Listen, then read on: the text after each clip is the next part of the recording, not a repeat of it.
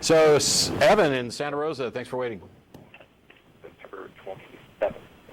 Bye. Hello. Go ahead and jump right on in with callers and start the discussion. And you know what? Hello.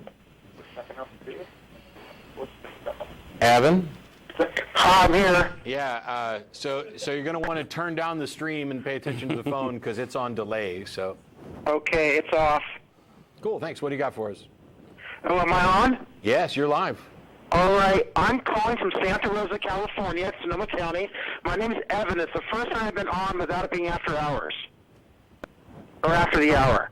Can you still hear me? Yes. I'm calling because there's something that really frustrates me, and I don't know if anyone else has addressed it the same way I have. You know how when a group of people or two people are debating whether or not something or someone exists? Yes. You know, with some of the things, like if you're debating whether or not space aliens exist, they could be millions of light years away. If you're debating whether or not some creature exists, like the Loch Ness monster, you know, or Bigfoot, they could be hiding out and not want to be found. But debating whether or not God himself exists, if he exists, then he would be fully aware that you're debating whether or not he exists. He would know every single thing that everyone's saying. And so to me, it's an entirely different argument than the other kinds of debating whether or not something exists arguments. And it frustrates me that people don't seem to realize that. And I was wondering if you had an opinion on that. Well, I do. The difference between God and the Loch Ness monster and all of these others is that they don't demand your faith that you believe in them. In my opinion, religion is literally make-believe. It is the power of pretend. It is however you can to confirm your bias, to convince yourself that what you want to believe is what is really true. And that you will come up with, and I know that we disagree on this key point, but I think that believers, many of them, will do whatever they can to preserve their belief. I've had many people tell me that they believe what they do because they need to believe.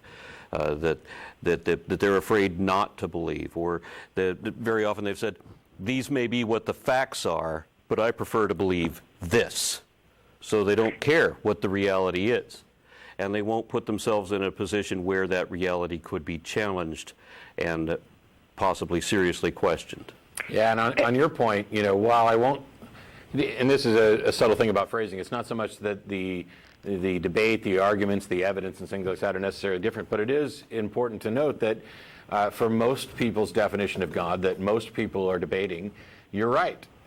If that being exists, then I would argue that he should probably understand that we're sitting there having a debate, and why doesn't he just show up and settle it? Are you guys still there? Yes. Another thing, I've seen almost all of your debates, Matt, and most of yours too. I watch them on YouTube, and my blood pressure is still up from watching you debate Cy Young, Kate. Just watching the debate made my blood pressure go up, and I'm genuinely curious how you people that are anti-apologists, or what's the term, reverse apologists, I got the term mixed up, but you know, you debate religious people. How do you keep your sanity? Because I swear, if I had been in the room with him, I might have just gone and beaten the tar out of him. I hate saying that, but I was getting so mad just watching the debate. My blood pressure went up so much. How do you guys maintain your sanity year after year? Does it cause your hair to go gray? Does it cause ulcers? So, no, I'm not particularly gray. I don't have ulcers. One of the things is, first of all, I care. I care about the truth. I care about convincing people and helping to change their mind. The other thing is that I understand that by and large, the people I'm engaging with are sincere and sincerely confused, and they are victims of these thought processes as much as they are advocating for them. The other thing is that I realize that there are people watching, and, you know, if I were to jump across the table and do like a flying elbow off the top turnbuckle, I think that would look worse for us. And the other thing about this is it would probably be a good idea to sit down and figure out exactly what it is that's making you mad. What are you getting upset about? Because when I view that, I genuinely enjoyed most of it, and I trust that most people who watched it, you know, looking at that debate and other debates, are capable of seeing some of the problems. When somebody says, you know, it's not special pleading, it's different. That this is, you know, obvious without necessarily hammering it home, but even if I address it, I just have a little more confidence in people's ability to think. I'm not, I'm not saying that we're all good at it. We're actually all terrible at it. I think we're just better than we often give people credit. There's nothing that there's nothing in the debate that Cy said that would have made me mad. Even when, he called me a liar. He pretends like he knows what's in my head better than I do. These are things that people would often get mad about. He refuses to offer explanations for something and then tries to portray it as if, he's got the reasonable position. I understand the frustration. The thing Cy did that actually made me mad had nothing to do with the debate. It was when, from the debate podium, he basically called out and trash talked the organizer and then refused to take a picture with her afterwards. That shows the content of his character. That shows that he's, a despicable human being that I don't need to engage with. But when it comes to the actual arguments and discussion, I'm not there to try to convince him. I'm there to present the best case to everybody else. And I have much more confidence in everybody else than I do in Cy. Well, yeah, I wouldn't really attack someone. I just a sort of figure of speech. I hope you didn't think I was violent or something. Yeah, no, but it's still worthwhile. Sit down and think about it. What is it that's making you mad? Because that'll help you figure out how to do these things, and engage in these topics without letting frustration get to you. Because it's not just about religion. Whenever I'm trying to talk sense into someone, something that makes sense to me, and they're just not having it, I get frustrated. Yep.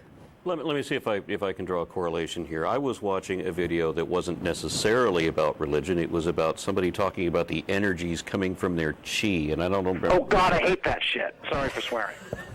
I don't know what kind of homeopathy or whatever it was that they were trying to sell, but this woman that was on stage, she had a room full of people in an audience that she's trying to address, and she's talking about the energies, and she's always doing it with this big hippie smile, and she's all charged about it.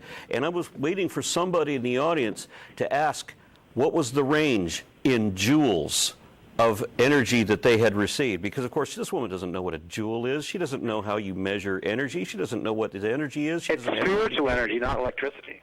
We're talking, It's spiritual energy, not electricity. But if it's not measurable, then you can't say that it takes more, let's say information in evolution, when they say that it takes more information to make a bird than it does a dinosaur. Well, ask the question again, how much more? Because if you can't put a metric on it, then you can't know if this amount is more than this amount. And so what bothers me is I expect people to consider that their reputations are on the line, that there should be some degree of accountability for accuracy.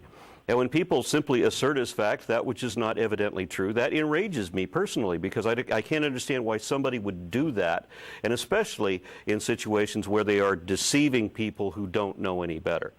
And I'm glad to say that there are other people in my family who react the same way. Anyway, thanks for calling, Evan. We appreciate it. All right, thank you too. You guys are awesome. All right. Thank you, sir. So much. Bye-bye. All right.